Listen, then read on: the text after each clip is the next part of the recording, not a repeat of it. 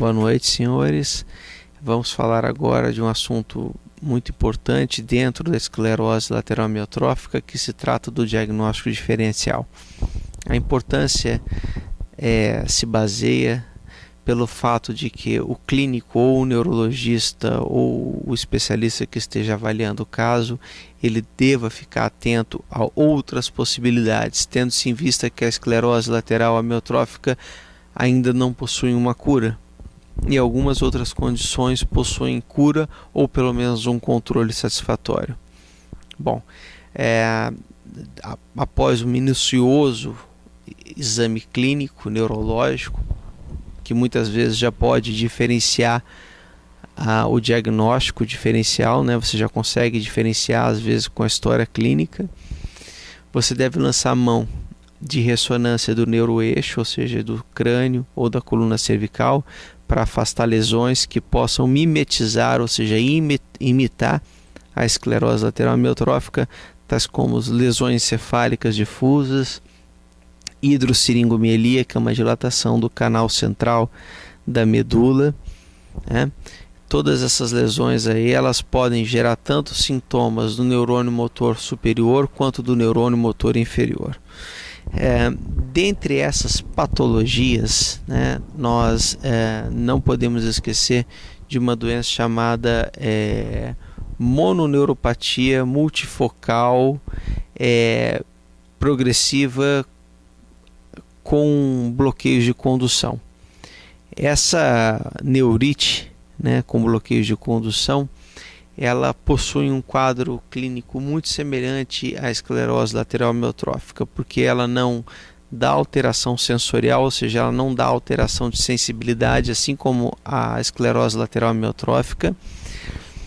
Ela gera atrofia, ela gera perda de reflexos, ela gera perda de força e espasmos, né? Todas essas características, elas concorrem com as características do neurônio motor inferior quando estes estão acometidos na esclerose lateral amiotrófica.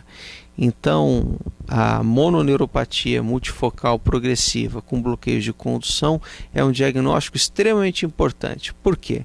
Porque essa sim, ou ela tem cura ou ela tem controle. Ela é muito mais benigna. Bom, ela tende a ter um envolvimento assimétrico, né? E ela não gera alteração de sensibilidade. E ela gera essas alterações que eu falei, né? Perda de força, atrofia, né? Fasciculações. O diagnóstico dela é auxiliado fazendo duas coisas. Eletroneuromiografia, que mostra bloqueios de condução, que são extremamente importantes e que devem estar ausentes quando você faz em um paciente que tem esclerose lateral amiotrófica. Então você faz eletroneuromiografia num paciente que tem esclerose lateral amiotrófica e ele possui bloqueio de condução, você deve repensar no diagnóstico. O segundo ponto é a dosagem do anticorpo anti-GM1. Tá? É um anticorpo IgM que é contra a GM1. E ele está presente, né? E ele tem ele está presente na grande maioria dos pacientes que tem essa neurite motora, e ele tem uma especificidade acima de 80% a 90%.